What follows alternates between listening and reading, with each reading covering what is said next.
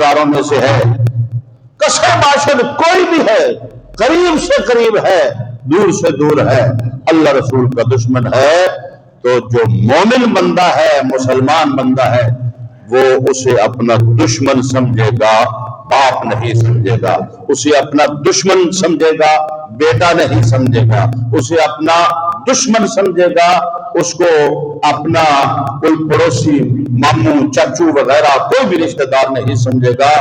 کیوں؟ اس لیے کہ اب اس کے دل میں اللہ اور اللہ کے محبوب صلی اللہ علیہ وآلہ وسلم کی محبت موجود ہے، اور جہاں اللہ اور اللہ کے محبوب صلی اللہ علیہ وآلہ وسلم کی محبت موجود ہے، وہاں پر جو رسول اللہ کا گستاخ ہے، رسول اللہ کا دشمن ہے، اس کے لیے جگہ نہیں ہوتی۔ جس دل میں اللہ رسول کی محبت ہے، اس دل میں اللہ رسول کے مخالف اور دشمن اور گستاخ کی محبت کبھی بھی نہیں آ سکتی۔ یہ ایمان کا تقاضا ہے، اور یہ مومن کی علامت ہے، مومن کی نشانی ہے۔ اس آیہ کریمہ کا شان نزول بیان کرتے ہوئے مختلف علماء کرام نے، مفسرین نے شان نزول بیان فرمایا ہے۔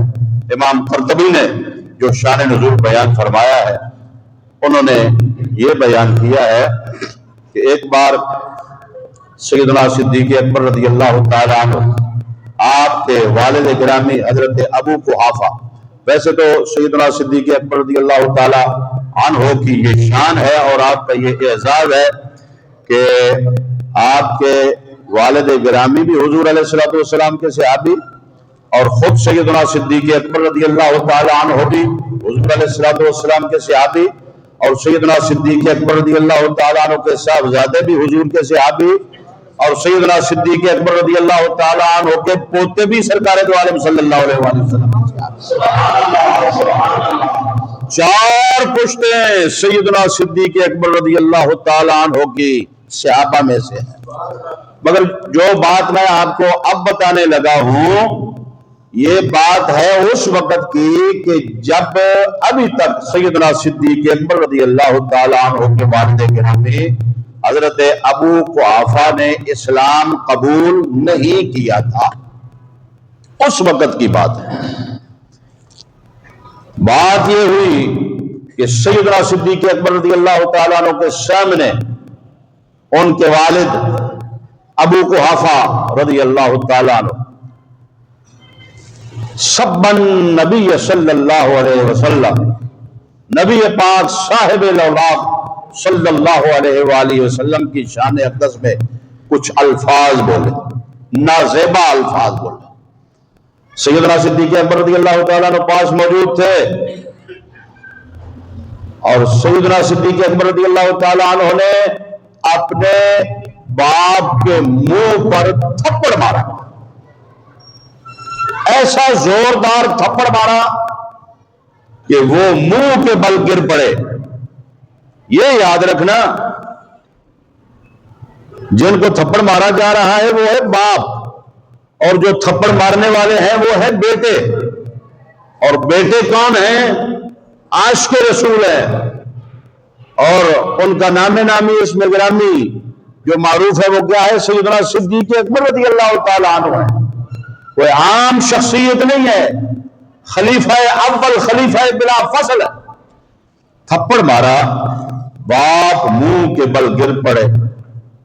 رحمت عالم نور مجسم صلی اللہ علیہ وآلہ وسلم کی خدمت میں جا کے عرض کیا، یہ واقعہ سنایا کہ یا رسول اللہ صلی اللہ علیہ وسلم، آج ایسے ہوا کہ میرے باپ نے کوئی جملہ بولا آپ کی شان اور عظمت کے خلاف، تو میں نے تھپڑ مارا۔ آقا کریم صلی اللہ علیہ وآلہ وسلم نے ارشاد فرمایا، واقعی ایسے بات ہے؟ سیدنا صدیق اکبر رضی اللہ تعالیٰ عنہ نے عرض کیا، یا رسول اللہ صلی اللہ علیہ وسلم، ایسے ہی بات ہے کہ میں نے اپنے باپ کے منہ پہ تھپڑ مارا ہے۔ آقا کریم صلی اللہ علیہ وآلہ وسلم شفیق، رحیم، رؤوف، مہربان محبوب، آپ صلی اللہ علیہ وآلہ وسلم نے ارشاد فرمایا، آئندہ ایسا نہ کرنا۔ حضور علیہ الصلوۃ والسلام کے اس ارشاد کے بعد سیدنا صدیق اکبر رضی اللہ تعالیٰ عنہ نے عرض کیا یا رسول اللہ صلی اللہ علیہ وسلم، جب میں نے اپنے باپ کے منہ پہ تھپڑ مارا ہے اس وقت میرے پاس کوئی چیز نہیں تھی، یا رسول اللہ اگر میرے پاس اس وقت تلوار ہوتی تو میں اپنے باپ کا سر جدا کر دیتا۔ یہ تذکرہ ہو رہا تھا تو اللہ وحدہ لا شریک نے یہ آیہ کریمہ نازل فرمائی۔ اللہ تعالیٰ نے ارشاد فرمایا لا تجد قوما یؤمنون باللہ والیوم الآخر یوادون من حاد اللہ ورسولہ ولو کانوا آباءہم او ابناءہم او اخوانہم او عشیرتہم۔ اے محبوب، یہ پکے مومن لوگ ہیں، ان کے دلوں میں اللہ رسول کی محبت گھر کر چکی ہے، اور محبوب انہوں نے یہ عزم کر رکھا ہے کہ جہاں اللہ اور اللہ کے محبوب کا مقام ہے وہاں کسی اور کا مقام نہیں ہے، خواہ وہ باپ ہی کیوں نہ ہو، خواہ وہ اولاد کیوں نہ ہو، خواہ وہ اپنے بہن بھائی کیوں نہ ہو، خواہ وہ اپنے رشتہ دار کیوں نہ ہو۔ جہاں اللہ رسول کی محبت ہوتی ہے وہاں پر اللہ رسول کے مخالف کی محبت نہیں ہوا کرتی۔ یہ دونوں چیزیں ایک جگہ پر اکٹھی نہیں ہو سکتی۔ اللہ اور اللہ کے محبوب صلی اللہ علیہ وآلہ وسلم کا سچا عاشق اور جو صحیح معنوں میں پکا مومن ہے وہ کبھی بھی گستاخ رسول صلی اللہ علیہ وآلہ وسلم کو برداشت نہیں کر سکتا۔ دیکھیں یہ کتنا حساس اور نازک ترین مسئلہ ہے کہ نبی پاک صلی اللہ علیہ وآلہ وسلم کا جو دشمن ہے، نبی پاک صلی اللہ علیہ وآلہ وسلم کا جو گستاخ ہے، اس کے لیے مومن بندے کے دل میں جگہ نہیں ہوتی، مومن بندے کے دل میں جگہ نہیں ہوتی۔ سیدنا صدیق اکبر رضی اللہ تعالی عنہ نے یہ فعل کیا اور پھر حضور علیہ الصلوۃ والسلام نے ارشاد فرمایا آئندہ ایسا نہ کرنا۔ اللہ وحدہ لا شریک نے آیت کیا نازل فرمائی؟ اللہ تعالیٰ نے آل ایمان کی استقامت کو بیان فرمایا، اور اللہ اور اللہ کے محبوب صلی اللہ علیہ وآلہ وسلم کی جو پکی اور سچی محبت ہے اس کو بیان فرماتے ہوئے یہ واضح کر دیا کہ پکے مومن کی علامت یہ ہے کہ اس کا باپ، اس کا بیٹا، اس کا بھائی، اس کا کوئی بھی رشتہ دار جو بھی ہو، اگر وہ اللہ اور اللہ کے محبوب صلی اللہ علیہ وآلہ وسلم کا مخالف ہے، گستاخ ہے، تو یہ پکا مومن کبھی بھی اسے اپنا باپ، بیٹا، بھائی اور رشتہ دار نہیں سمجھے گا بلکہ اپنا مخالف ہی سمجھے گا۔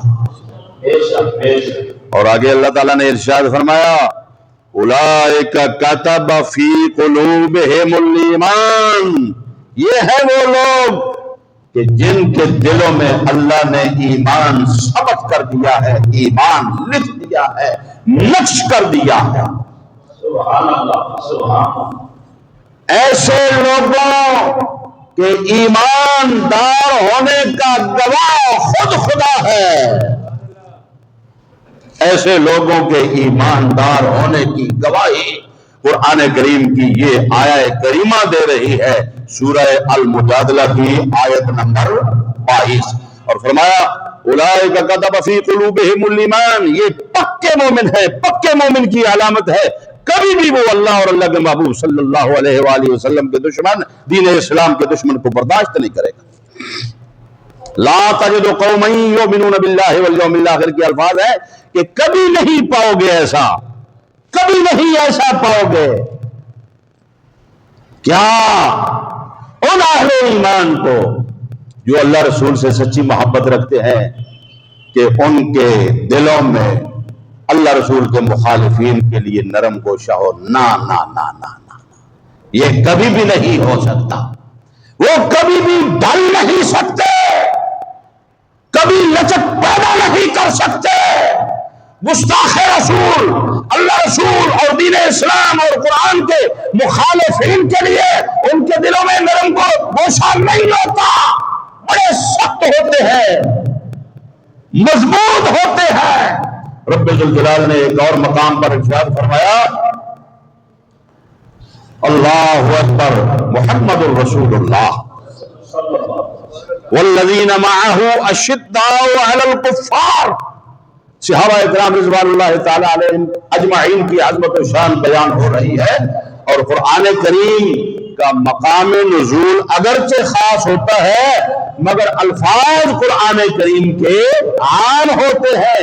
جس دور کے اندر بھی جو بھی دور ہوگا قرآن کریم کا جو حکم ہے وہ اس کا حکم ہی ہے، الفاظ اس کے اور جو احکامات ہیں وہ عام ہیں. اب نماز والی مثلا آیات جب نازل ہوئی، بظاہر مخاطبین کون ہیں؟ جو موجود ہیں اصحاب رسول صلی اللہ علیہ وآلہ وسلم. تو کوئی بندہ اگر کہے کہ یہ قرآن تو نازل ہوا تھا اس وقت جب صحابہ اکرام موجود تھے، تو نماز والی جو آیات ہیں یہ بھی انہی کے حق میں نازل ہوئی ہیں، ان کی موجودگی میں قرآن نازل ہوا، یہ آیات نازل ہوئی، لہذا ہمارے دور میں نازل نہیں ہوئی یا ہمارا نام نہیں آیا تو لہذا ہم نماز نہیں پڑھیں گے. ایسا سوچنے والا بھی کافر ہے. کیوں؟ پوری امت مسلمہ کے لیے قیامت تک قرآن کریم آخری کتاب ہے، لا ریب کتاب ہے. جس طرح ہمارے محبوب پیغمبر حضرت جناب محمد رسول اللہ صلی اللہ علیہ وآلہ وسلم کی شان اور عظمت ہے کہ آپ آخری نبی اور رسول ہیں، اسی طرح یہ آخری کتاب ہے جو رہنمائی ہے، ہدایت ہے، رحمت ہے، شفا ہے. الف لام میم ذالک الکتاب لا ریب فیہ ھدی للمتقین الذین یؤمنون بالغیب ویقیمون الصلاۃ ومما رزقناہم ينفقون. تو اس لیے جس دور کے اندر بھی اللہ رسول کا دشمن ہو، اللہ رسول کا گستاخ ہو، دین اسلام کا گستاخ ہو، اللہ والوں کا گستاخ ہو، صحابہ اکرام کا گستاخ ہو، آل رسول کا گستاخ ہو، ان کے ساتھ دوستی رکھنا حرام ہے. ان کے ساتھ لینا دینا اور دل میں اس کی محبت رکھنا یہ حرام ہے. بلکہ اللہ تعالیٰ نے تو یہ ارشاد فرما دیا ہے کہ جو پکے مومن ہیں ان کے دلوں میں اللہ رسول کے مخالفین کی محبت آ ہی نہیں سکتی، اس لیے کہ اللہ رسول کی محبت سے ان کا دل روشن ہوتا ہے، بھرپور ہوتا ہے، معقول ہوتا ہے، بھرا ہوا ہوتا ہے. ان کے دلوں میں گنجائش ہی نہیں ہوتی کہ کسی اللہ رسول کے مخالف کی محبت وہاں پر وہ لا سکے، یا کوئی اتنی جگہ ہو وہ لا ہی نہیں سکتے، آ ہی نہیں سکتی. یہ دونوں چیزیں آپس میں اکٹھی ہو ہی نہیں سکتی.